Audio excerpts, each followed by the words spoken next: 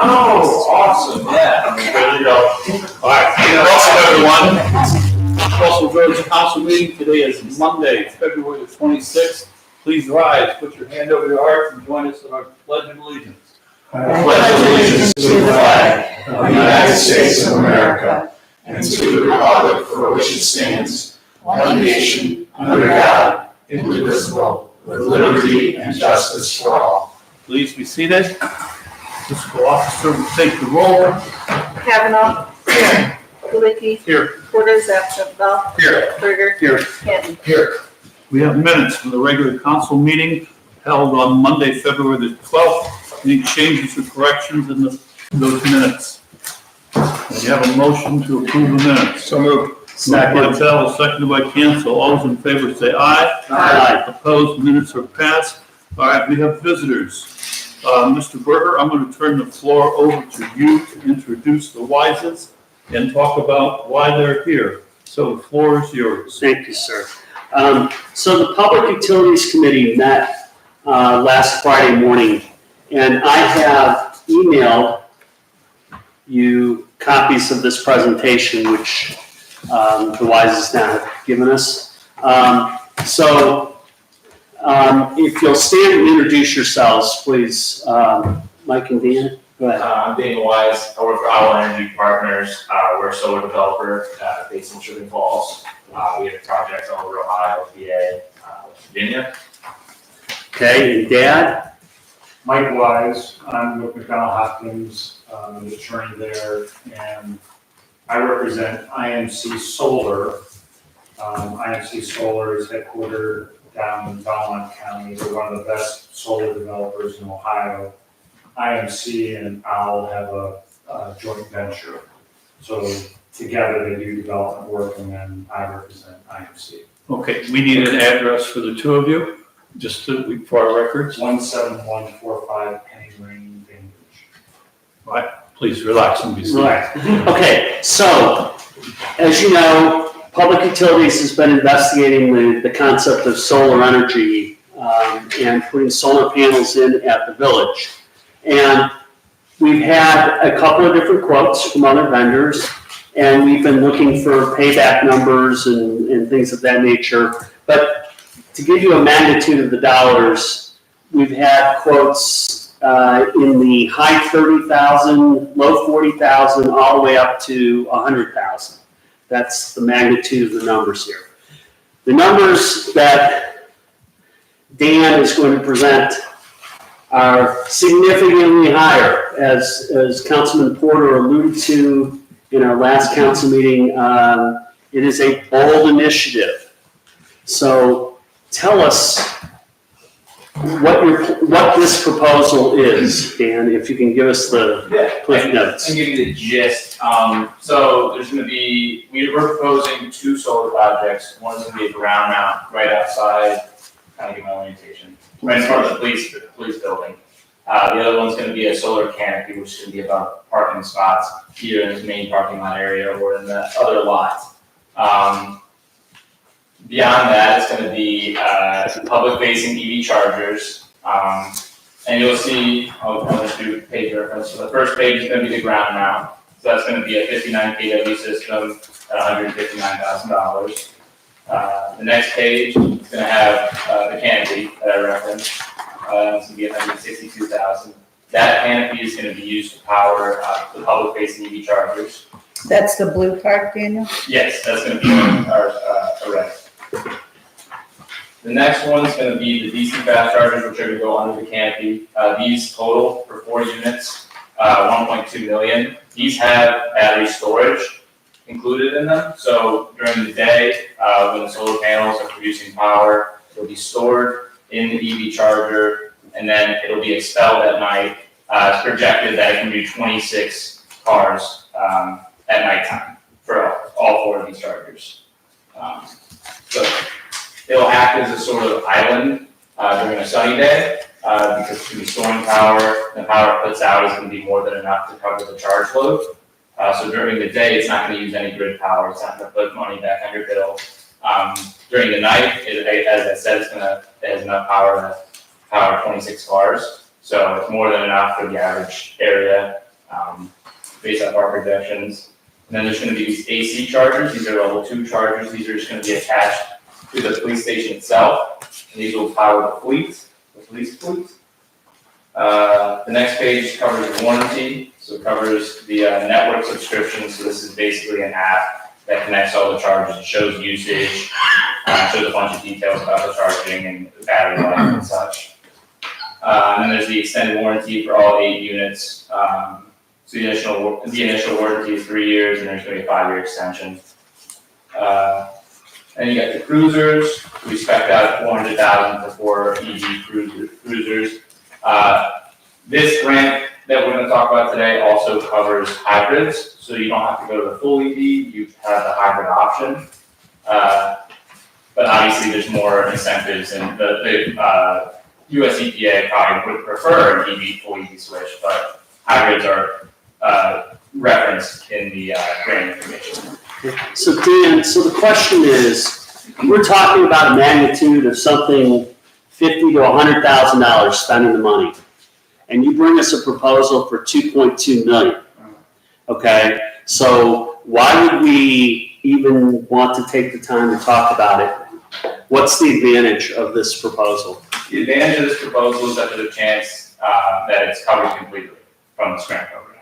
So you don't have to pay a dime out of pocket for the actual. Okay, so this is a grant program under what federal program? Inflation Reduction Act. It's called the Climate Pollution Reduction Grant.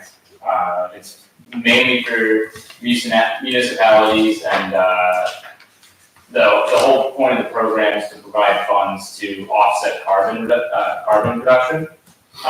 Their Ohio EPA basically is listed out a priority resiliency plan, which you'll see in the document. These plans are important because in order to be eligible for the grant, you have to be, the things that you're proposing, the changes you're proposing have to be covered by that. Ohio released theirs, and their top 5, as you'll probably see here, they have fleet modernization listed, they have renewable generation, and battery storage, and infrastructure upgrades. So all of those things would be involved with a project like this. Mostly not infrastructure upgrades, but everything else. But if we were to need infrastructure upgrades, which is possible depending on what DPC say to us when we bid it out, it'll be covered too, so we can include that in the application. Okay, so why $2 million? Why such an aggressive proposal? So the lowest rung of the grant is $2 million to $10 million. So any project less than that is going to be immediately rejected by the EPA, which is unfortunate. It'd be nice to be able to do a smaller project, but this opens the door to a much larger project that can be more impactful. Okay. And so unfortunately, what's the time constraints for the grant application? April 1st is the deadline. Unfortunately, this is the deadline that all these people are dealing with. These priority resiliency plans and the PCAS they call them, all of the states release them on the 1st of March. So all these applications are based off them. So for everybody, this is a quick turnaround. They have to start their application at the start of March. That seems impossible. Yeah, it's very difficult. Cuyahoga County is gonna ask for $200 million, and we have to put all of that together. So you've spoken with Ohio EPA about this project? Yes. And what was their response? So Brooke White at Ohio EPA, who's running this program for, on the state level, said that this project would be right up their alley. It fits all their boxes. As I said in the priority resiliency plan, everything about this project makes sense for them. So that's going to be a big reference point for us in the application, is that we look back and say, hey, Ohio EPA said this was a great project. It fits the priority resiliency plan, and that's why we feel like we're eligible for this application. So what's the obligation to the village to go forward with a plan like this? The obligation to the village is to pay for a grant writer. So to pay, we have them listed out here. They're going to be, it's an Ohio company. It would be $15K total, $5K to us to assist, and $10K to The them grant writer. to lead.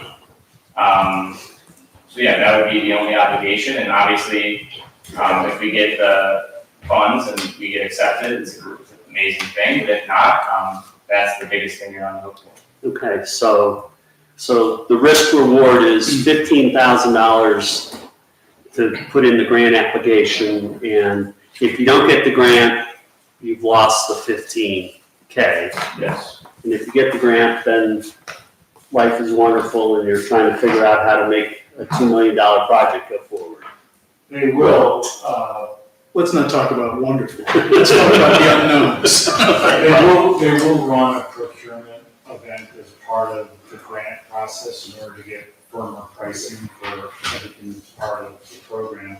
So you'll get the work that they've done so far. There's been analysis of the electric bills, there's been designs of systems, but then you'll have an actual procurement event, and maybe they'll provide even better pricing than what you've seen so far when it's actually bid out by these guys. So Mike, I'm sorry, what's a procurement event? I don't. So they'll go out, they'll go and they'll get 3 actual bids for the different parts of the program. So Councilman Berger referenced the solar bids that you've gotten. Now you actually have more apples to apples where 3 companies who will bid on the exact same project. Allow me to play the devil's advocate here. Okay, now, Chief, if I'm correct, please, if I'm not, correct me. At this particular time, you're not all that gung-ho 100% EV. Yeah, there are a lot of unknowns with EVs, but I am all on board if it's a hybrid situation. If it becomes a hybrid grant, then we lose about $120,000 in the cost of the cruisers, and we lose $40,000 in the chargers as well. Where would you make that up to meet your minimum? You're saying the hybrids are. A lot less money than the EV, so you'd be about $120,000 less in total vehicle cost, and then another $40,000 where we want. There's easy add to do more battery. Yes. Because the great thing about the battery is, and again, we have to look at the service to the village and whether it's sufficient for this program. The battery would mitigate the need to go out and get more service from CPI, and battery's not cheap. So whatever. The battery in the canopy you're talking about? Correct. Okay. Correct. So whatever, whether it's $100,000 or $500,000. It's up your batteries. So these batteries have a limited service life, correct? How many years? Right now, it's estimated out to be around 10 years. Okay, so is that in Northeast Ohio conditions or is that in South Carolina? Is that an It's not average? specific. Yeah, it's an average. Okay, so this is all speculation. Yes. But then the cost to replace any of those batteries would fall on the village, Yes. okay? What's your background in energy distribution, energy at all? I've been doing it for. I'm asking the guy who's pitching, Yeah. okay? So I've been on. You're the lawyer, remember? Unless you have an interest in the company, which is another story. So our energy partners has about 25 projects in our pipeline. So What's your personal experience or education? How long you been in the engineering or in this business? 2 years. 2 years. And in that time, you have done what? Designed, sold, what's your role within the company? My role is it's spreadsheet analysis a lot of days, and it's a site analysis. So I work mostly in site acquisition. So I look at coal mines, I look at landfills, I look at properties and the possibility of solar. I also, for clients, I go through their electric bills. I do electric bill analysis, so I figure out savings. That's what I did for this project specifically. So that's my role in our company. So I work with 2 of my brothers, Michael and Ethan. Ethan's the big finance guy. He does a lot of the numbers. And Michael does a lot of our design. So our Helios, all of the design you see in these presentations, that's Michael. Jen is working with IMC. She basically leads our team. She delegates tasks. And Rick's our boss man. He's our guy. This proposal, does it take the village entirely off the electric grid? No, it will save you money on your bill. They won't take completely off the grid. Basically, the dynamic of the way most of those currently in practice run is you're contributing to the energy provider by the gathering of your solar power, and it's the provider that you're providing that energy to who distros it to you and gives you a discount. So the premise of the project would be, you have the solar, the ground mount solar, that's gonna offset your electric bill, your base electric load. Whatever that may be on a monthly basis, we'd have to get firm numbers, obviously, but whatever it would be. That would offset that. The solar canopy would offset the load from the chargers, so most days, as I said, it would act as an island. You wouldn't actually have any power go back on your bill, so you wouldn't pay extra for it. But the ground mount's gonna offset 80% of your load if you have it spec'd out too. So 80% of your electric bill would be what? Yes, that's the good. These public access charging Yes. stations, are they at a charge to the public? Yes. So there's savings, we have to get firm numbers on it, but it's a revenue service to the village. Now, you kind of in the presentation talked about, well, these are quick charging stations, 4 to 10, or I guess a half hour or so, you can get 80% charge to a vehicle, okay? So they have the quick charging, which somebody's paying for, but it seems like for our fleet, one of their vehicles has to be attached to their chargers 4 to 10 hours. Yes. So do you have any kind of analysis of what a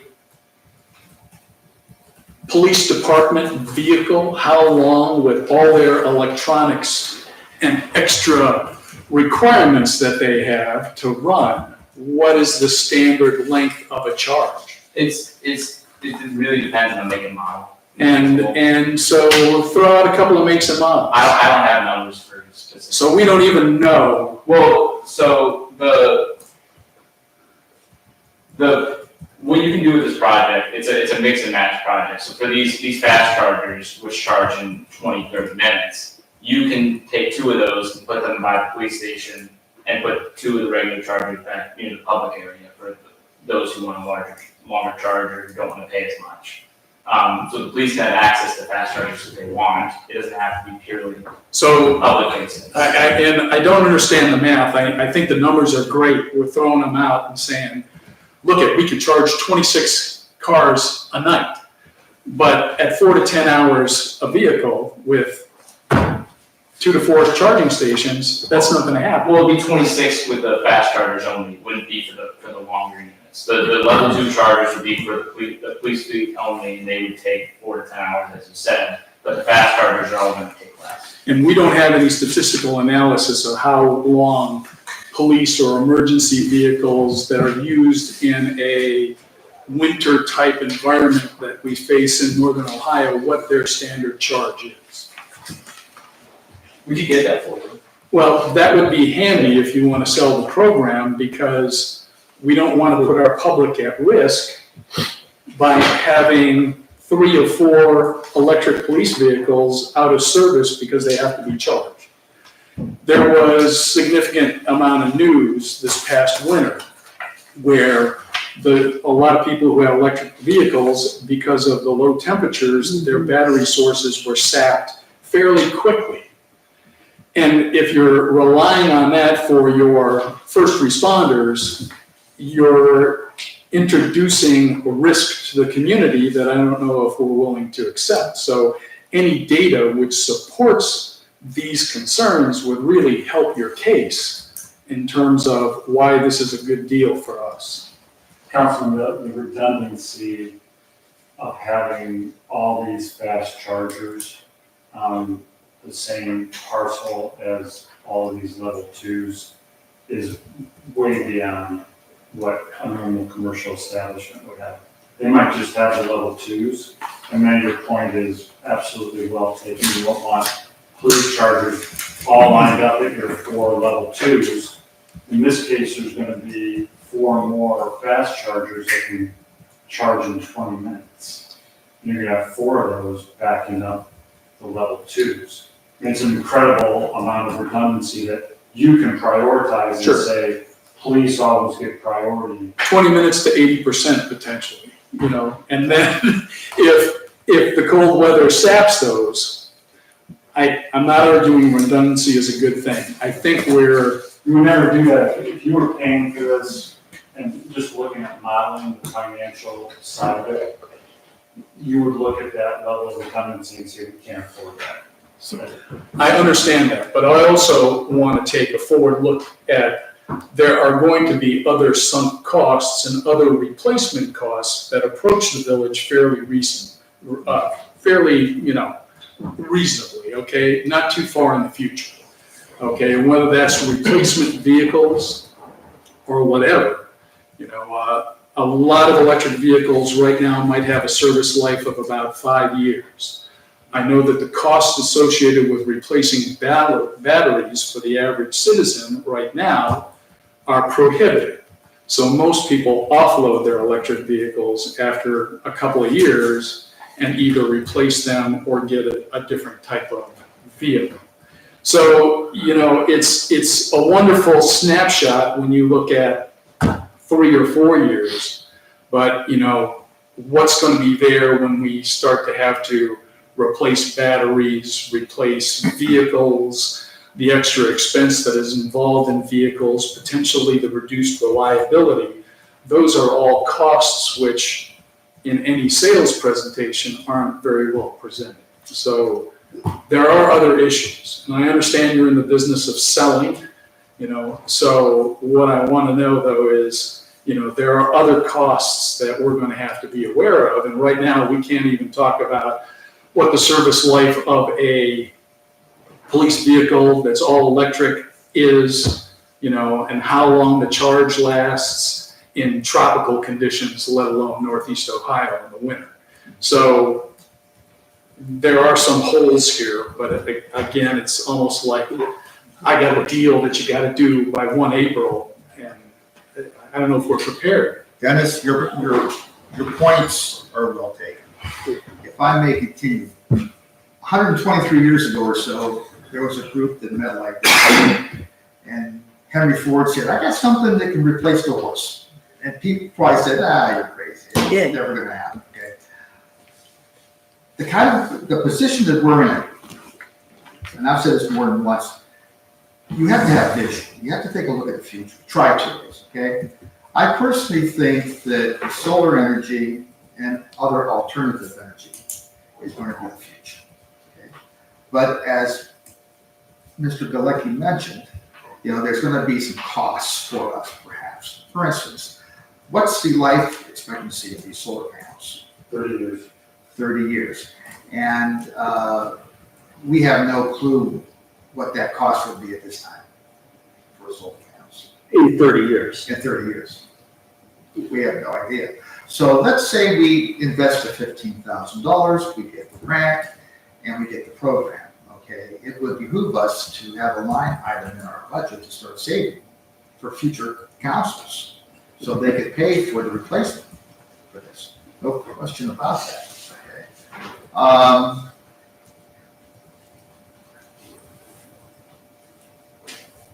And Councilor, you'll, as Daniel mentioned, 80% of your electric bill will go away because of these solar panels. What you decide to do with, and we have it at home, what your yearly spend is for electricity.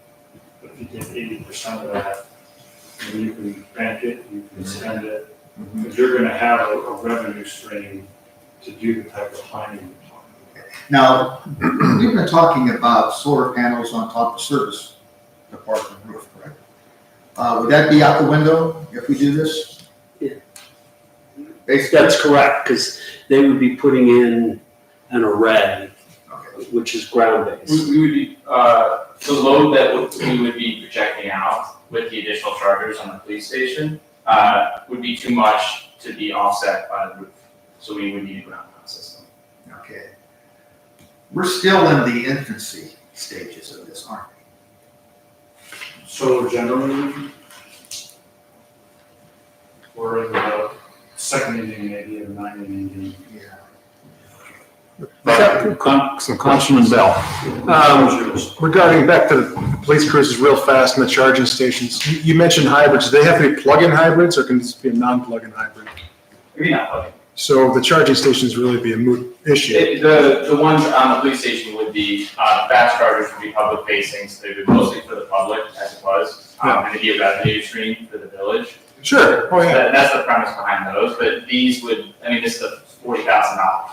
No, so if we had the non-plug-in hybrids, Yeah. we wouldn't have to worry about the charge times, No. how slow or fast they are with the police station anyway. Okay.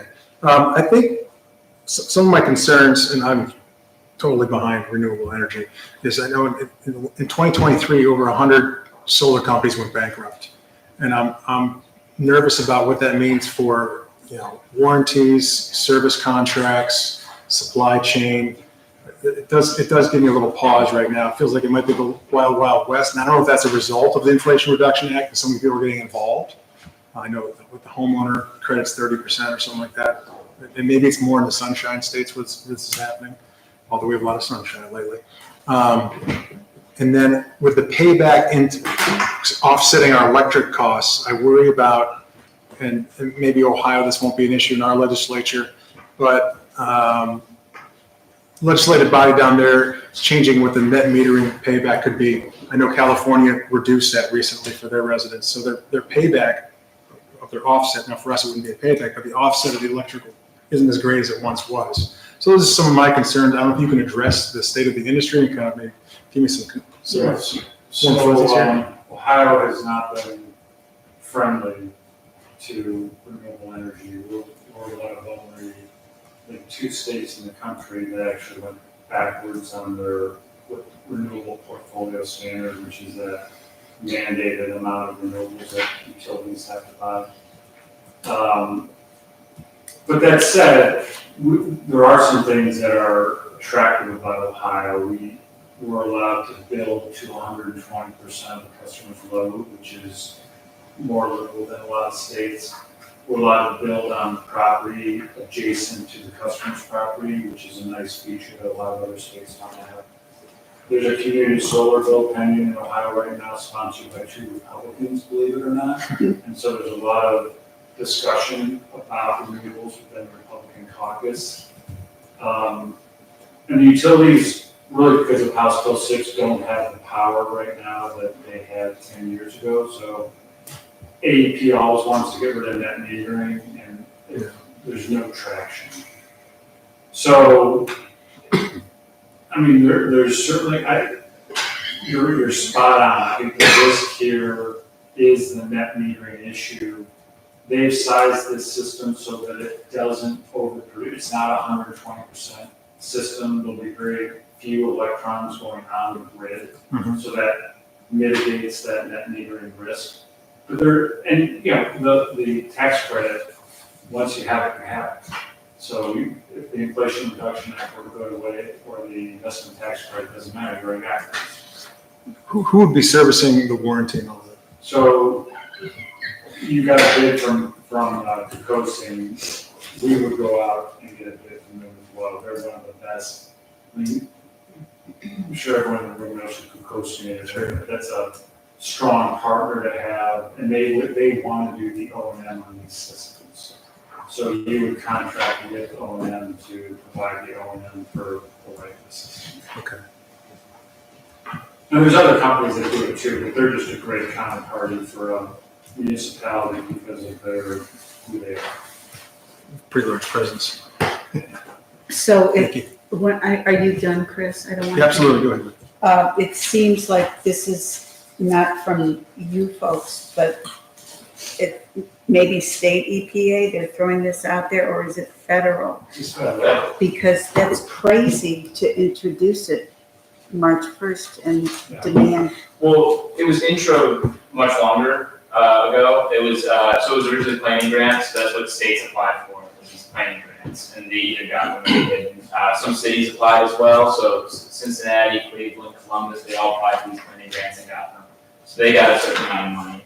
But that money we could apply this project for, but it's more limited than the federal pool.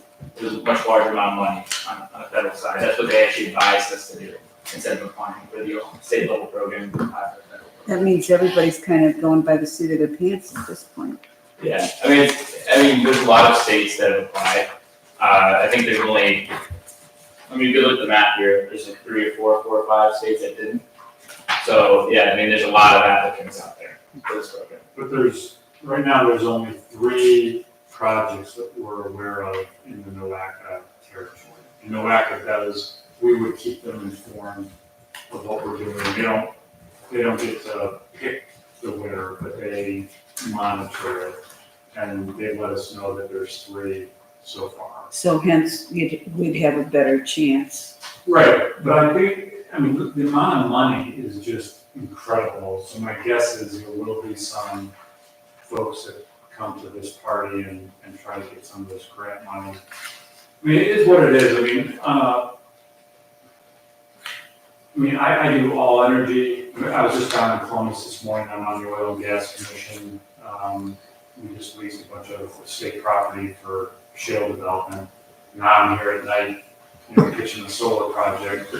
I'm an all of the above guy, and for, this administration put hundreds and hundreds of billions of dollars into the green energy space. And I'd love to see South Russell. Councilman, you challenged us to find a grant program to drive down your costs. We weren't aware of this program when you gave us that challenge. And we went out and found a program, met with a bunch of people who said, oh my gosh, this would be pretty fascinating for South Russell to put this in. It would be iconic. You would be one of your kind for this region, without a doubt.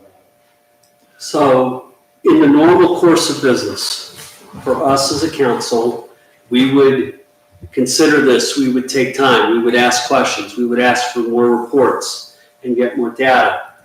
Regrettably, we got this Friday morning and we have an April 1st deadline, which means that if we're going to turn a grant writer loose to go after this, council has to be willing to move quickly with admittedly a lot of holes in the program and not understanding all of the details.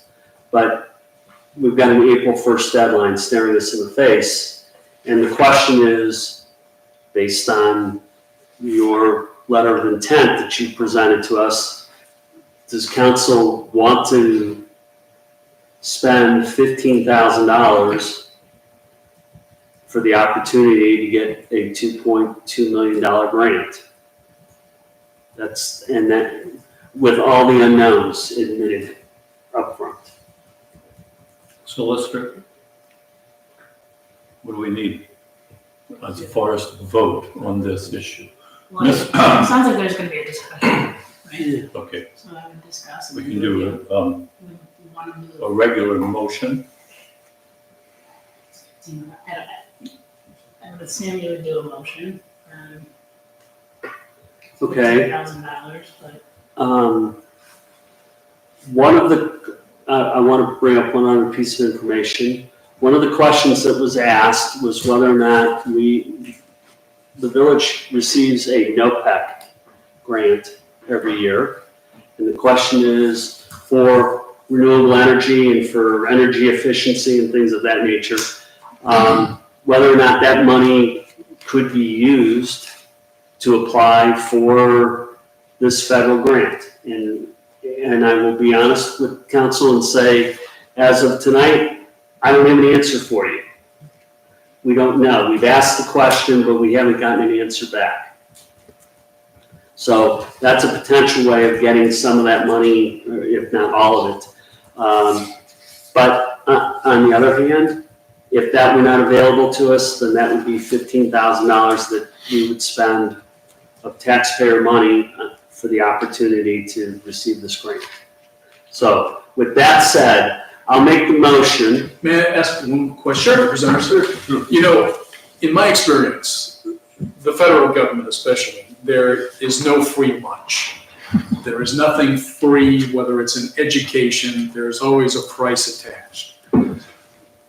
With some of the local grants that we've gotten from Chagrin River Watershed Partners, we have gotten stormwater mitigation help or wetlands renewal help, but the caveat is that that land has to be used in that way for in perpetuity, okay?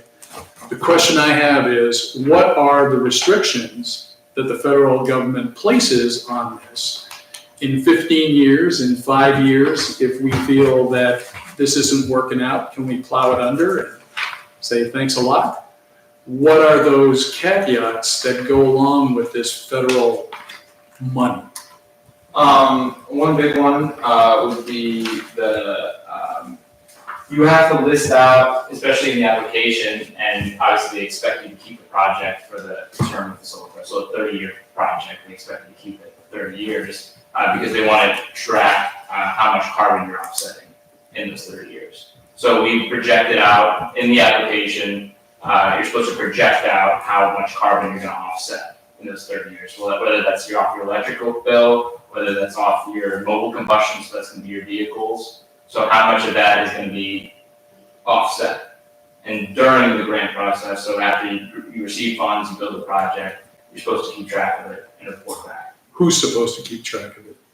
It would be, you guys. So you guys would, keep track of your mileage and your power bill. And we use the information from your previous bills, so that's your last 12 months, to project out what it would be in 30 years, and then base off your load after the grant's received. So that's how all this goes through. For the next 30 years, somebody that's in our employ will be tracking miles, tracking bills, providing data to some government agency, I assume. Yeah. You guys will be long gone at that time, and will have no stake in the game whatsoever, correct? Yes. Can I ask, do you know, is this a match grant or a reimbursement? Are we expected to pay for it up front and be reimbursed, or are they going to pay it as we go? It's not, it does not require a match. Is it a reimbursement, though? That second part of the Right, question was. Because some grants, we have to pay up front and then they reimburse us. Other ones, they'll pay the cost directly For the cost of, for the project. the project, oh, no, it's not, a reimbursement. You're not. So they would pay it Yeah, as it would we be go. after the funding is issued. So we're basically betting 15 million to get. 15,000. 15,000 to get to 2.2 million. Yes. Well, you know, that's one way of looking at it, Mayor, but the fact of the matter is it's not free money. There's an impact on the safety forces. There's a lot of impacts which are not being articulated. You know, and you have to look strategically, not tactically, and saying, oh, look at the money. Look at the shiny object. We can get this money for free. But, you know, there are other costs that are going to be associated with it. There's labor costs of tracking this entire project. There's the impact that is unknown on what it'll do for our safety forces fleet. So, you know, you're making it very simplistic and maybe not so accurate when you say 15K for 2 mil. Yeah, that's a great deal. Who passed that up? What about the potential for battery replacing? You're talking a 5-year lifespan of the batteries. What would it cost to replace the batteries globally that would need to be replaced every 5 years for the next 30 years? Just the batteries. the EV ones? Or are you talking about the, I mean, it depends what The batteries that actually will run the charging units and Well, that's store the power. So there's the 8-year warranty for the fast chargers and the regular chargers themselves. The batteries themselves though? Yeah, the whole unit. Okay. So everything about that unit, 8-year warranty. So the battery goes bad, there's a nick in it that's messing with the configuration. So you it's gotta be- potentially. But after 8 years, you're looking at replacement costs. Eventually. Yes. But I've heard you say, Mike, that you like the hybrids a lot better than a solid EV. In the research that I've done, there were a lot of unknowns with the electric vehicle, the all-electric vehicle because we do have a substantial amount of equipment that draws a lot of current, a lot of amp draw.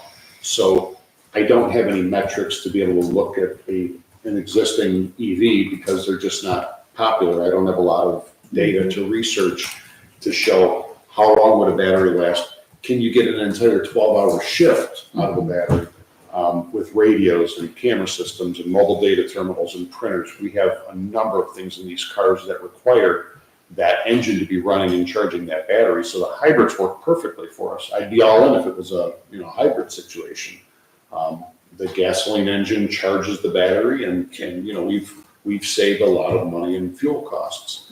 But I don't know that an all-electric car would be able to sustain the amount of draw that we have with the equipment. And not even talking about lights and the sirens and all the other Way more than external what equipment. we use in our cars. Yeah. And if you chose to move forward, we could get you in data, like if you picked out a specific vehicle, whether it was the F-150 Lightnings or whether it was the Mustang Mach-E's, we could get you specific data on all the questions you have in order for you to make that choice between a hybrid and a full EV. Yeah. So that's not a call that has to be made early, that's a call that we can make along the way.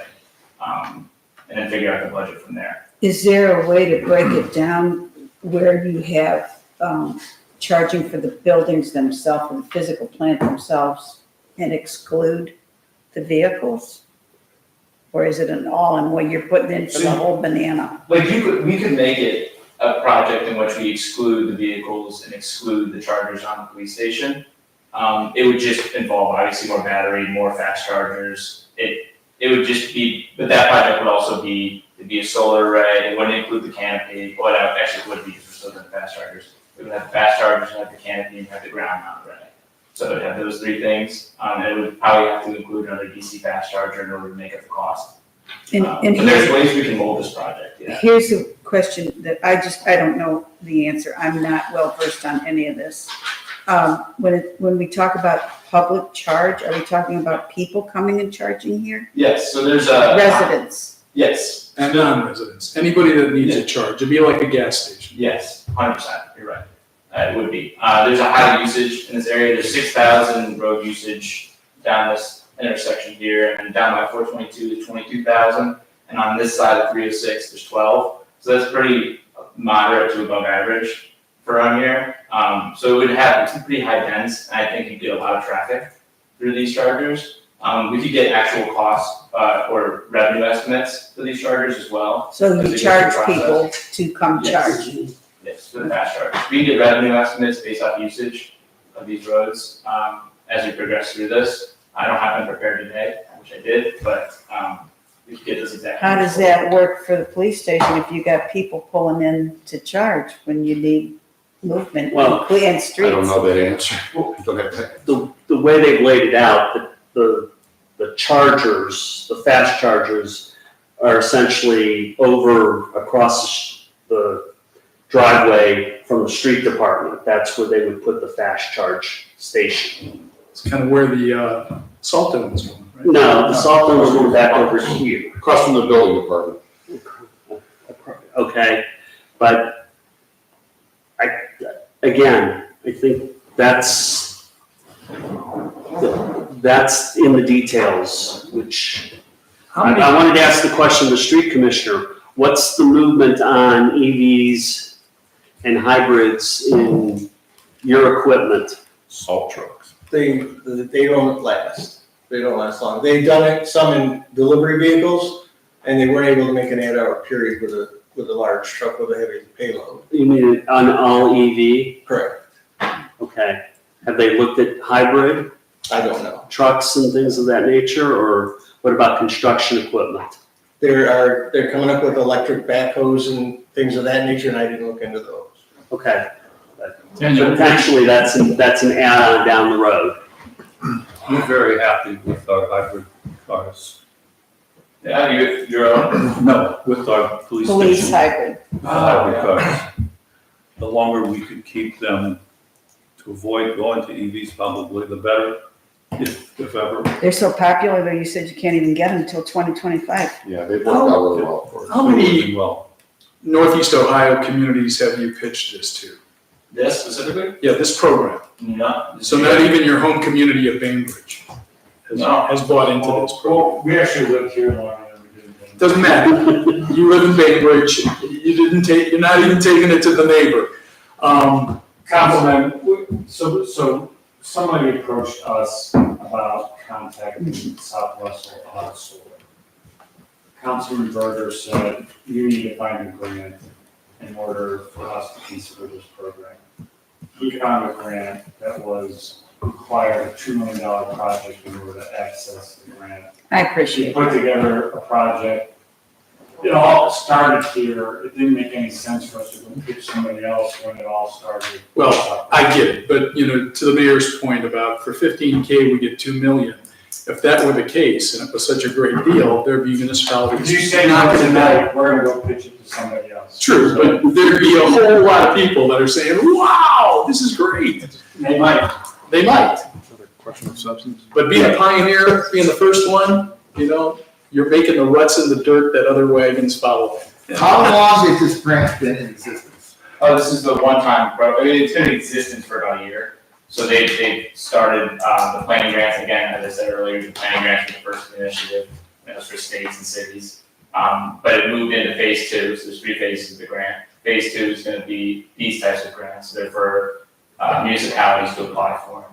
But yeah, it's been about a year now. Okay, so if we would have went forward with this and asked for your expertise 8 months ago, would that have worked? Give us more time to think about it? Well, there was just no, sure, there was just no guarantee that this project would have been applicable for Ohio. I mean, they could have won a bunch of different routes with the funding, and thankfully they landed on projects like this. Okay, so what I'm trying to get at is, how many months has it been since a village like ours in Ohio had the opportunity to even vote for something like this? A month ago, 2 months ago, 3 months ago? I could not tell you. When did Ohio? When did their PRP? Yeah, it Come out? was in January. Yeah, it was about two or 3 weeks ago, when the PRP came out. Oh, only? Hints of it. Okay, so Yeah. that's the That was earliest. hints, yeah, That that was the was earliest. yes, because you were able to get an understanding of what you'd be able to apply for and what kind of project it'd be. You could generally know, I mean, it's a kind of pollution reduction grant, I mean, solar projects would probably be included, you guess. But you couldn't really start the application process until recently. And how come we only have a month to make a decision? That's an EPA decision. Yeah, Is it? it's not ours. Chris, one last question about the arrays. So we have to keep it through the life of the grants for 30 years. Are we married with the location? Can we move them on the village campus throughout those 30 years, or are they stuck right there for 30 years? There'd be cost associated with moving them. Oh, sure, absolutely. And it might not make sense for the village to take on that cost, but Okay. I mean, you could. Sure, so if something came up, we had to move them Yeah. at our expense. You could. It would just It be- wouldn't negate the grant. I don't, not to my knowledge. Okay, No. Thank As long as it's still supplying power to the village and it's not cut off. that's what I thought, Yeah. but you never know. Yeah, I understand. Any other questions or comments from council? I need guidance here. I need to know kind of what Chris Berger thinks, having studied this a lot more deeply than I have.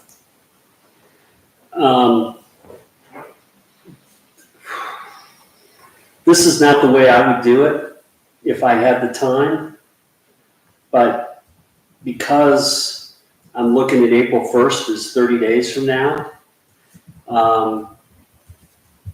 with what I know, with what we've talked about, with what I've heard, if we had to pay for this, we would never do it. Correct. Okay, if we had a matching grant, we would never do it. This project is way out of the scope of what we were thinking of. Okay, but this is thinking outside the box. We said we needed grant money, they found a grant program. The buy-in to that grant program initially in the application stage is $15,000. I can't tell you what else will happen. So, I mean, I guess I've been lucky. I've had 72 hours. Everybody else has had less. But for the opportunity, I'm willing to spend the money to put in the application and see what happens. There definitely is an X factor. I'm concerned about the X factor, but I'm looking at this as future. That's all I'm looking at. And the future, I believe, is alternate energy. No question about Anybody else? It's one thing, just looking at, from my perspective, like how medical devices have changed in the last 30 years. So is there any guarantee that the EPA would pay to upgrade as you go along? Because pieces and parts will change, and I don't know how to say that in a better way. No, there could be possibility for another program like this in the future, but there's no guarantees, and there won't be one exactly like this. I know that. So it would depend on if there's another program that came out that's similar. This is all part of the Inflation Reduction Act, so they won't be doing this next year necessarily. They could, I guess, but it's just not like it's a one-off right now. I would say this, so we, solar arrays haven't been around, commercial solar arrays for that long, but the ones that were the pioneers, their longevity has exceeded their initial projections. So we're seeing, we talk about 30 years or 25 years, we're seeing arrays that are producing at 60% of their nameplate capacity 40 years later. And so that's encouraging that, these panels will last that long. The inverters don't, so that's the maintenance side typically is swapping out inverters, but the panels themselves, everyone's very pleased at how long they last. Ruth, I think that's a very good question. I think in anything like this initial phase will come out. There's got to be changes and improvements. I think what our cars have improved. I'd love to just keep those hybrids forever, but I think that's a good question, and I think we just got to assume people are going to use their head. And Mayor, somebody mentioned heavy equipment. We were just with Ohio Cat for a full day last week. And they are moving towards, they want increased electric capabilities on their campus over in Broadview Heights. More and more of their equipment now is electrified. It is what it is. These heaviest equipment you can imagine running on that. And competition's coming. Before long, the Cleveland Clinic will be coming to us to install chargers on their property. So, Mr. Berger, how about a motion? Okay, without Councilman Porter here, I need help. We got a solicitor. We need a basic motion. Make a motion to allow the mayor, the fiscal officer, to enter into an agreement with IMC Solar for the initial phase of going to complete a grant application for a solar project. And the cost of that application process not to exceed $15,000 By April by April 1st. or by March 31st. Yeah. It's been moved. Do we have a second? So moved. Moved and seconded. Any discussion before we have a roll call? Can I, Sure. I guess we wait till it passes, but I need to know where it would come out of the budget if you don't know that it can come out of the NOPEC funds. Or we amend the budget. Yeah, we would have to amend the budget Okay. if the NOPEC money's not available, but I can't tell you that tonight. And then in your motion, you, to approve the agreement, so, do we have anything other than the proposal? I thought I emailed that to you. I Yeah. apologize.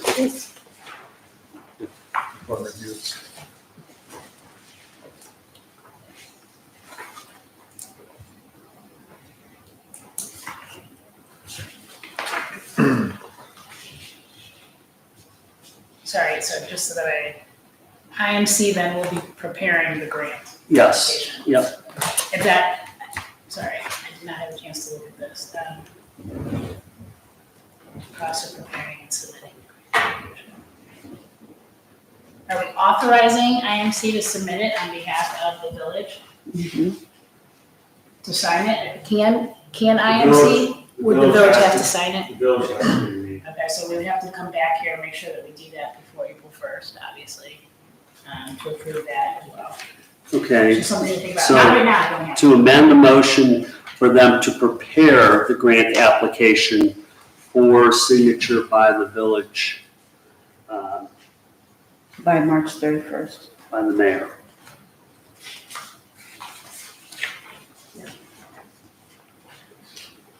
It's been moved and seconded. Mhm. Solicitor, you want us to wait a few minutes on this? This is council's call. No, I mean, as far as looking at the agreement. Nope. Okay, roll call, please. Kavanaugh, I'm gonna vote yes. Nay. Galicki. Bell, Yay, aye. Berger, Yes, Canton, Aye. it's 4. Motion passes 4-1. Thank you. Thank you. Is there somebody, can you designate somebody to be our contact? Because will be feedback that we'll need to get as we put together the application. What type of feedback do you need? That might help on who the contact is. We were to run a procurement event, you can pick, you can look at the numbers that we get and decide who you want to include in the proposal, which vendor, which contractor. Also, we need additional information, like recent electrical bills and such. Thank you. okay, so the mayor will be your contact point. Thank you. Thank you. All right, gentlemen, thank you for coming. Thank you very much. Mike, weren't you on Chagrin Council years ago? I was a trustee, Trustee Grand Falls. Township? It wasn't. Years. Less than See what happens. Oh, okay. Long time. Tom Forkowitz and Thanks for your. John Turner. I shoveled the sidewalk out front. Thank you again. Have a safe day. Thank you. You thought you were gonna come in here in a couple minutes, get approval of the sign, right? Oh, I'm kidding. I apologize for my tardiness. No. I'm so grateful to this gentleman because it bought me time. Good. Give us your name and address, So Shannon Mahalik, 39 West Summit Street, Chagrin Falls. okay? And you represent the Chagrin Falls Booster Club, Correct. and you've already talked to our street commissioner? I have not. Oh, It's the same as last year. same as last year, okay, Chan, So my Between the two of you. understanding is it okay if I start? yeah, go ahead. Okay. So my understanding is that before we had a membership banner that you guys let us put across Bell, that no longer is that acceptable. So it would be a different dimension sign that we would be looking for to be someplace along Bell. If you have the same sign, that can be put. That's okay, that Yes, size? yes. Awesome. So it would not be that exact same size sign, because this is for our spring fundraiser, which we haven't done for many years. So it would be a new sign, but we would go to those dimensions. Now, I spoke earlier to Mr. Canton, and he had said 30 by 40. Does that sound correct? 30 inches by 40 feet, No, I'm sorry, 3 by 40. 3 by 40. Is that- So 36, sorry. Is that just seems ginormous, but that's what we'll do then, if it's approved. So the boosters in the last 13 years, we have reinvested over $1 million to students on and off the field. So it's not just for the athletic events, it's also for the classroom. And in the past, our spring fundraiser was mostly focused on high school families. And we'd really like to get it to be seen as more of an incorporated Chagrin community event. And so giving us access to something on Bell, specifically your park, it allows younger families to get to see the sign as well, instead of it only being on the high school, middle school campus. And we'd be looking for something before April 1st, potentially. The event is April 12th. in Town Hall in Chagrin. The event's what, Chantel? It's a spring fundraiser, So it's a, the like, dinner dance and it's, event, and it's where's the location? the Chagrin Falls Town Hall. The sign's on the park property to the northwest of the pavilion along Bell Road. If it's a double-sided sign, we would put it perpendicular, and if it's a single-sided sign, we put it parallel. So I feel like the double-sided sign would be more effective, Okay? because then people see it both ways instead of trying to see it looking at it south. Correct. You're seeing it heading east and west. So we're just a benevolent advertiser for It the would be very community, grateful. yeah. Who, have you had the sign made yet? No. Okay. So when she's this- waiting for When this is permission. over, you'll talk to the street Yeah. commission, Okay. we have people we work with. So when do you want to put the sign up? I would love if we could do it for, I don't know what your normal window of time. So in Chagrin Falls, they allow signs to be up for 7 to 10 days. 10 days is max. Okay, So my thought was that if it's approved, that we put it up in mid-March and go based on what your requirements are for the length of time that it stays up.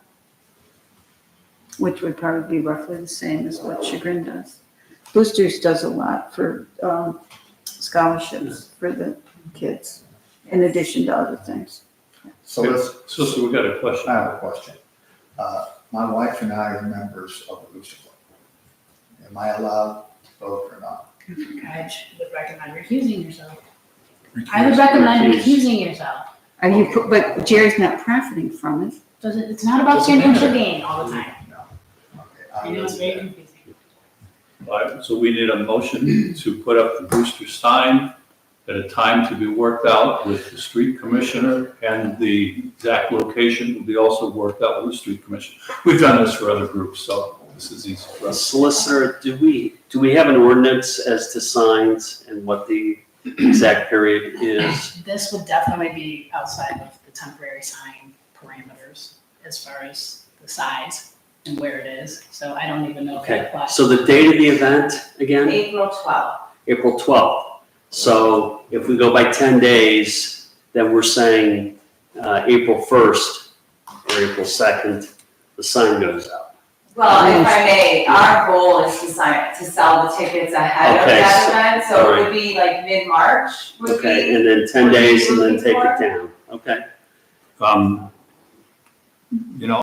just looking, I'm suggesting maybe you put it up on March the 12th, 10 days later is the 22nd, then you have spring break, which probably, a lot of Not as people. many people are. Yeah, put it up on the 12th, take it down on the 22nd. Okay. That's. So are you ready for a motion? Oh, we're ready, and you're gonna abstain.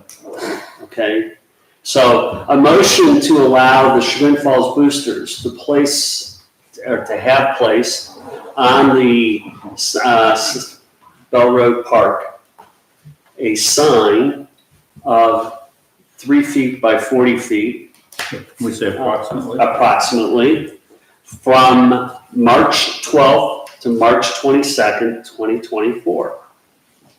So moved. Second. All those in favor, say aye. Aye. Opposed, motion passes. I abstain. I'm sorry, should have had a roll call. You got the abstention, Extension, yes. abstention. It's like Lent, no, The no vote. And Thank you very much. So just so that I'm clear, my next step would be You can call Tim Roll, make sure that do we all get the with work. one another, and then you give approval of the actual sign's appearance. I'll put it up. Okay, you If put it's- it up and you take it down. If it's within the 33 feet by 40 feet or less, we put it up. Now I've got you saying correct. 33 feet by 3 40. feet by 40. Sorry, I take ownership for that. Thank you. And then when you take it down, you'll just, We will hold it up and get it to you or whoever the contact person is and go back. okay. Can we ask that when you have the sign designed, would you please forward an email to the mayor with the sign design so that it can be presented to council? Just so that somebody looks at the verbiage and makes sure that we don't have any issues. I'm sure we won't, but let's cross all the Ts and dot all the Is. Definitely. I'll include a QR code if I take it Good sales. Thank you very much. Good night. I appreciate your time, thank you. All right, we are now at 8:06 at the mayor's report. I put in front of you a piece of paper called Building Your Cyber Defenses, How to Protect Local and State Governments from Cyber Threats. Danielle and I will go zooming in on this. Danielle, you think everything would be perfect? The date for this was supposed to be in 2025. That's why I kind of highlighted there. Oh. You talked about, you think these guys would be perfect. Interesting information, and I'll just do the MGM Grand Hotel. They lost $100 million, and simply some employee was talked to, and they opened up what they called was a door to their computer system. That's stupid. And that's all it took. This was, Danielle, in my opinion, one of our better workshops that I've seen as far as information. It's kind of scary just looking at things. I did print out all the PowerPoint slides from this. Danielle, anything else that I didn't mention that you want to mention about this workshop? Just make me very glad that we're going with ADP. So Because they will, once we go with ADP, how they broke into the hotels through email, they'll do tests like that with our employees and elected officials. So you get trained on what's safe to open, what's not safe to open. So I'm glad, I do think the chief and I were very wise to hand this over to professionals because they're sophisticated and we're at risk. Can somebody tell me in 30 seconds or less, what is ransom? Like they're trying to get. Pay me money. They steal your information and then they hijack it Oh, they and you want have to to pay pay back. them. Remind me to send an Okay. email to her tomorrow. No, it's getting me money. I wasn't sure for what. I'll be calling you as Microsoft tomorrow, okay? Oh, you have easy pickings, but As my ears get worse, when you get on the phone with people and sometimes you can't understand them, they're now using the AI filters. So somebody's voice will sound more, I don't want to be a racist, more American or more non-foreign when you talk to some people. It's very interesting what they can do with your voice. Second thing, we did get a letter from, about marijuana. These people were just kind of a general letter that we sent out. I will contact these people to say, hey, we've already taken action on that. We had a good meeting. Are you going to do the MS4 report? You can do it right now. Okay. Schwinn River Watershed came here for two different meetings last Friday morning. We did the MS4 report, which is the annual report we have to do on stormwater. And they also do a presentation on the Hi-Fi. That's that recording device that's on the culvert by Gurney School. I thought that went out real well. Tomorrow at 10 o'clock, I'm meeting with the Rolling Ridge, that's Daisy Hill or Daisy Lane area, their homeowners association president, to talk about the path. We were on the South Russell Committee in 2010 to look into a multi-purpose path, and he's still got some ideas about that. There is a good 1 hour, Susan Wilkie, her ethics workshop is on it's on March the 13th. She is always good. And there's also a legal seminar coming up on March the 12th dealing with healthcare and marijuana laws. It's put on by one of the law firms. That's it for the mayor's report. Questions of the mayor? Ms. Gloucester, it's yours. I wanted you to know in my report, I talked about the MRF funding for East Washington Street, so we're still waiting to get that. I did talk to the engineer's office on Friday, and the county auditor has accepted our paperwork. It is in order now, so it will go to the commissioners tomorrow, and hopefully they'll approve giving us our payment to reimburse us for that. The other thing, I wanted to clarify, at the last council meeting, I believe the motion was made that committees are the committees, right, for this year. We're keeping them the same as last year. Yes. I know a couple council members thought that was still temporary, so just to clarify, that is for Same this old, year. same old. Thank you. And then the last thing, Leslie's in the process of putting together another calendar to share with elected officials, and department heads with all village meetings and, you know, ABR, ZBA committee meetings. So, with the deadlines for the newsletters and everything, that way you can share the calendar and it'll come on your personal calendar. So we're in the process of putting that together and she'll be sharing it with everybody. And that's all I have.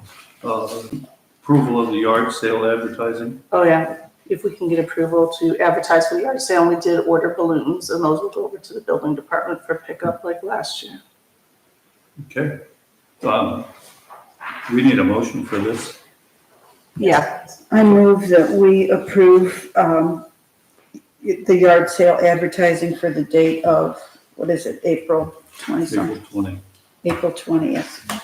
So moved. Moved and seconded by Canton. All discussion? All those in favor say aye. Aye. Opposed, motion passes. Thank you. Finance Committee. Yes, sir.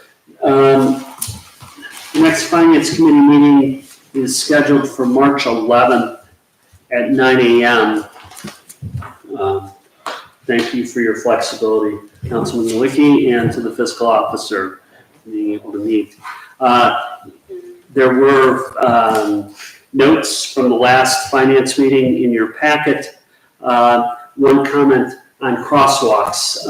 We did get the numbers together. Neither crosswalk is in the budget for 2024 as of this moment. The expected costs are, Chief, tell me again. We just reviewed this with Eric, so, crosswalk, LED fixtures, $16,000, $5,000 per side for ADA approaches, for $10,000 per crosswalk. Engineering to the tune of about $1,000 for $1,500, and the painting of the road surface as well. He estimated that to be somewhere around $3,000 to $4,000. So we're right around $31,000 a piece. Okay, so $31,000 a piece, just so that we know what we're talking about. We're not making any motions to approve that. We just wanted to make sure that those numbers were clear in council's head. And with that, subject to Councilman Galicki's comments, that concludes the report. Okay, questions of the Finance Committee? Solicitor, you're up. Nothing really to report other than the Supreme Court issued its decision. I think it was actually the fiscal officer's report. During COVID, if you recall, there was the law that the Ohio General Assembly enacted that basically temporarily said that during the period of stay-at-home work and for 30 days after, each day an employee spent working from home or an off-site location shall be deemed a day performing personal services at the employee's principal place of work, essentially allowing the city to still tax the employee even though they were working from home. And actually, someone challenged that in Cincinnati, and the Supreme Court in 5-2 said that that was a constitutional law and was allowed to do that. So I can't recall if we taxed employees during the stay-at-home period when they were working. All of our employees were here. No, I'm sorry, not ours, I apologize, residents. Residents. I can't recall. So a resident that would be working in the city of Cleveland, we got the, Correct. I don't and think we that's had. no more. I don't think we did. I don't think we did either, but you were allowed to, in other words. And so municipalities all around were doing that. And the whole point is that, listen, that it was a temporary nature. The municipalities lost a lot of revenue during that time, had it just gone to where the site is. In other words, if you were just working from home and only being taxed at your site is. So the Supreme Court found that there was a great reason behind the temporary law. So that's it. Questions of the solicitor? Yes, question. Okay, so later on, we're going to talk about an ordinance for a 3-year service agreement.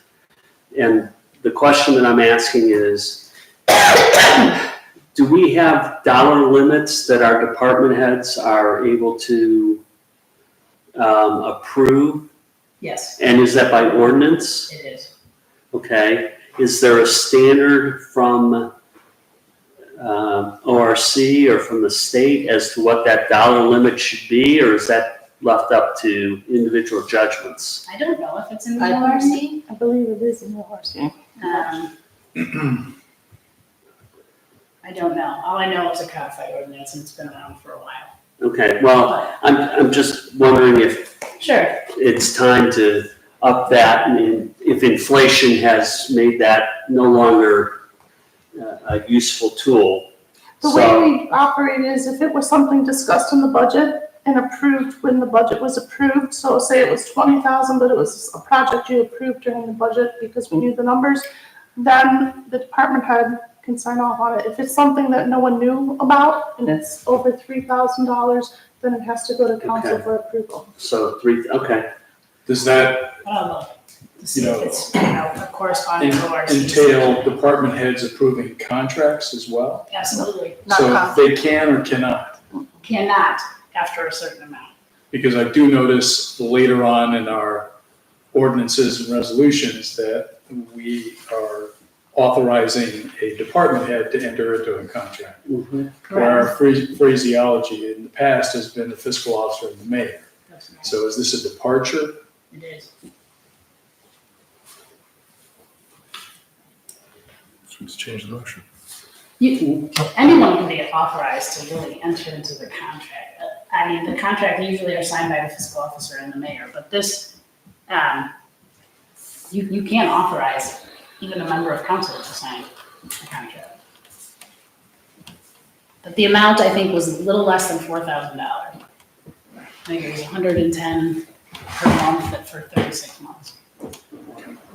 Okay, so we need to find out what the ORC limit is and whether or not by that we are limited, or if we want to leave it there or we want to change it, if we have that option. Okay. And just in general, any agreement that usually has, some significant language, you might want to just consider having me review it or someone review it, because there's almost always that standard indemnification clause that we are not allowed to agree to.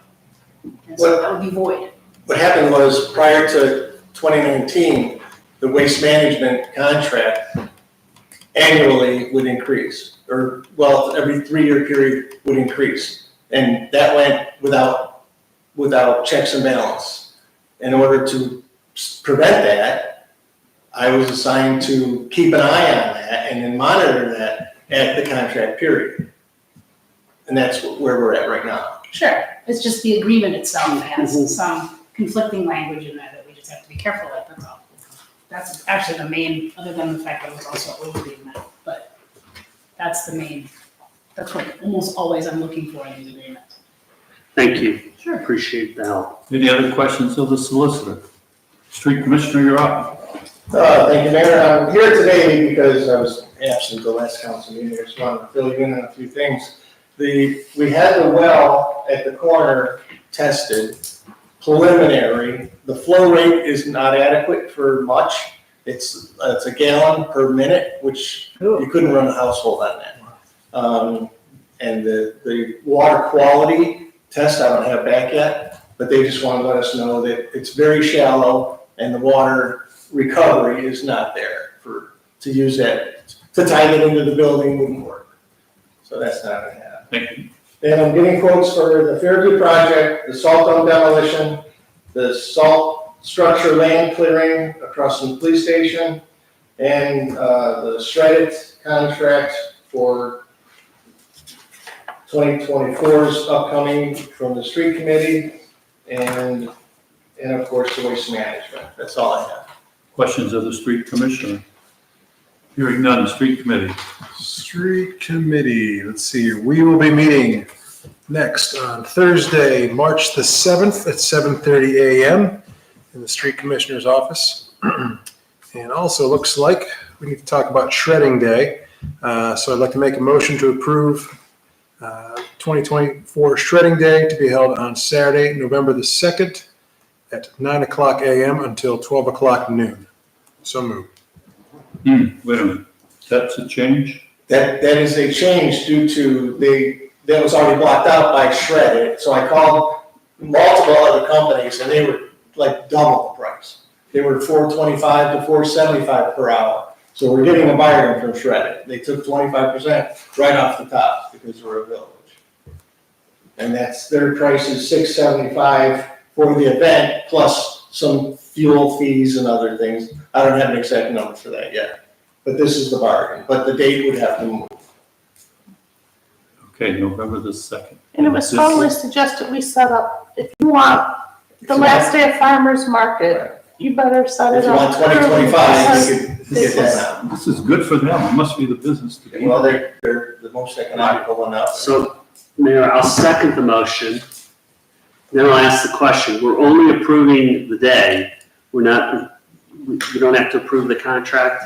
It's less than the $3,000. Okay, all right, I just want to make sure. And we get enough people that it makes it worth that? We had 10,000 pounds, I believe, last year, which Wow. is tremendous. And people look forward to that. We get calls all year long asking when shredding day is. I just lit a fire in my little You thing don't know how to outside party. today. I think half of it came out of my house, but It's one of the best things we do. All right, any questions of the street committee? Building We committee? had a first and a second. Oh, I'm sorry. Oh, Mr. Berger, I don't even know if you made the first? no, I It's first and second. Chris Bell. Mr. Bell made the motion, I seconded it, so you may ask for the vote. Any discussion before we vote? All those in favor say aye. Aye. Opposed? Motion is approved. Would you like to move forward for 2025? If I had to do 2025, I would tell you, I'd say October 18. It would be it'd be the Saturday following the last farmer's market, if they stay the way they are, and they would. Okay, Chief, you're up. Nope. Wait, Building. Well, I'm Are you sorry. done? I'm heading home, so we're now. Done with streets. He's done with streets, now he's heading to building. You got Act Two still. Two back, okay. Billy? No, All right. you can do whatever you want. All right. I'm taking the middle seat, all right? No, I'm just kidding. All right, we're on building now, I decided. Next building committee meeting will be Thursday, March the 14th at 8:00 a.m. in the building department office. One note about our minutes from the last meeting and also a note from the fiscal officer is we put in there a note about Ruth not using the new park form. That's a lapse in memory. I'll fall on the sword for that one. We have not officially approved that yet. we need to approve the park usage form. Yeah, so we still, after reviewing it last night, we still have a few things we need to shore up, and then we'll get that back to council here Okay. next meeting or two. Other than that, I apologize for that mix-up that you all read. I think that's more on me for not getting that finalized. I already fell on a sword, Bill. You can't take it. All right, I have nothing else to share unless Councilman Cannon has. I yield back to you, sir. Okay, that was easy. Do you know anything more about the clinic and their chargers? Like, it's in the notes, that's how I only know that they're working with Dave, Mhm. and they would like to add some e-car chargers there. I don't know more than that. Okay, now we're at the chief. I'm going to speak on behalf of the IT guy. You guys have these forms in front of you here. Some of you need to sign these forms if you could. Give us your signature, pass them down to Danielle. I'm going to submit these tomorrow. These are for the new emails through the county. That's all I need and all I have. Any questions of the chief? Chief, I gotta give you credit. You were estimating the crosswalk off the top of your head. You said 31, and it's 32. You had it in here. Good going. All right, safety committee, you're up. Okay, thank you very much, Mayor. Safety met the morning of February 16th. The minutes you found in your packet. Are there any questions? Hearing none. Okay, our next meeting will be March 14th, 2024 at 9 a.m. at the station. Dennis, anything to add? Nothing further, thanks. Questions of the safety committee? The HR committee. HR has not met, but we will meet on March 11th at 1 PM. And as I understand it, we're going to discuss evaluations and come up with something solid.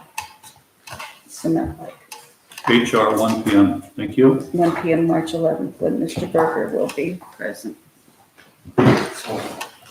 Questions of our HR committee? Mr. Berger, do you have anything to add? No, sir, thank you. I didn't mean to cut you off. No, that's okay, while I'm there, because I don't know, well, we're going right on to properties, so I'll do it with properties. Okay. Property committee. We have an issue of a family that wants to purchase, not 6 grave site plots, but 8. And we've discussed it. It's, as a committee, we've decided we're fine with that, just to make a one-time exception to go past the 6 that we try to limit it at because of their particular situation. And I need to make a motion that we permit Mrs. Ellen Wilcoff to purchase 2 extra grave plots to give them a total of 8.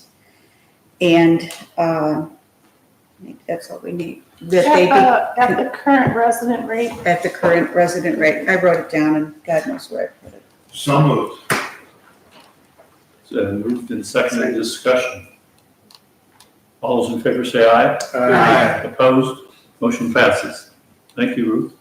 While I'm there, Bridie, Yes. are we solid with the 2 committee? No.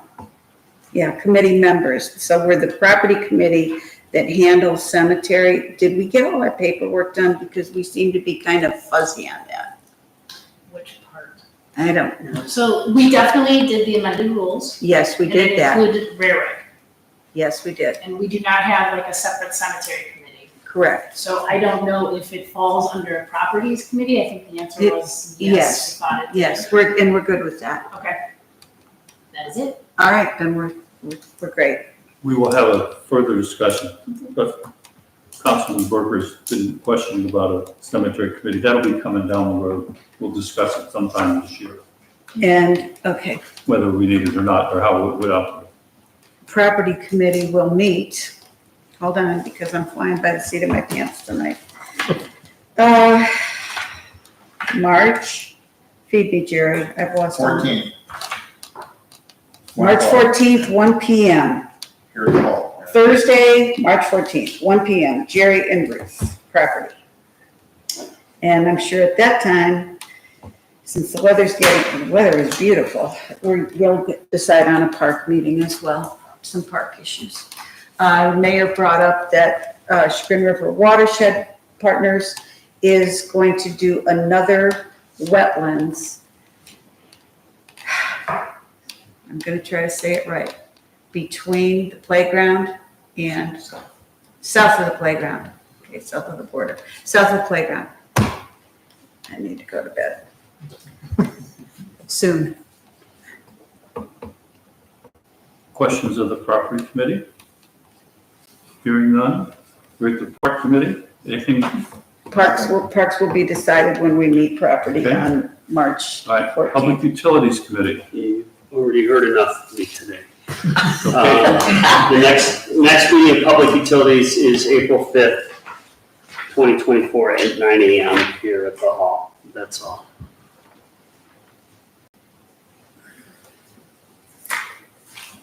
Got it, thank you. Okay, we are at ordinances, resolutions. The first one is the financial. Introduce and consider for adoption an ordinance decreasing street maintenance transfer revenue $156.02, declaring an emergency, waive further readings. Needs a second. Second. Roll call. Kavanaugh. Aye. Caliki. Aye. Bell. Aye. Berger. Aye. Canton. Aye. Move to adopt. Second. Kavanaugh. Aye. Caliki. Aye. Bell. Aye. Berger. Aye. Canton. Aye. Ordinance passes. This has tabled, we'll just keep it tabled. Well, we didn't move to table it, but we only have 3 that can move to table it, so they just don't bring it up. Just keep it tabled, okay? Next one is the NOPEC change. It's public utilities. Yeah, Introduce and consider for adoption an ordinance repealing ordinance 2024-14, authorizing all actions necessary to accept Northeast Ohio Public Energy Council, NOPEC, 2024 Energize Community Grant, declaring an emergency, waive further readings. Second. roll call. Kavanaugh. Aye. Galicki. Aye. Bell. Aye. Berger. Aye. Canton. Aye. Move to adopt. Second. Kavanaugh. Aye. Galicki. Aye. Bell. Aye. Berger. Aye. Canton. Aye. Ordinance passes, and this is the street department. I guess you get to be waste management, Tim. So street committee, you want to do this one? Sure. Is this, This is the for waste the management. full 3-year amount? Yes. Okay, so I'm just gonna round it up, if that's okay. Introduce and consider for adoption an ordinance approving the 3-year service agreement between the Village of South Russell and Waste Management Ohio, Inc. in an amount not to exceed $4,000, authorizing the mayor and fiscal officer to execute the 3-year service agreement on behalf of the Village of South Russell and declaring an emergency. So moved. And waive You want to waive? And waive further readings. Needs a second. Second. Roll call. Kavanaugh. Aye. Galicki. Aye. Bell. Aye. Berger. Aye. Canton. Aye. Move to adopt? Second. Kavanaugh. Aye. Galicki. Aye. Bell. Aye. Berger. Aye. Canton. Aye. Ordinance passes. We're at the bills list. Excuse me, is Danielle gonna make that call, then what, or am I? Because it was said fiscal officer. It's the mayor and fiscal officer. Authorizing them to execute it because of our discussion earlier. Okay. You want to be the I waste could do it management tomorrow. queen? Okay, so All right, so Daniel's I'll gonna coordinate make.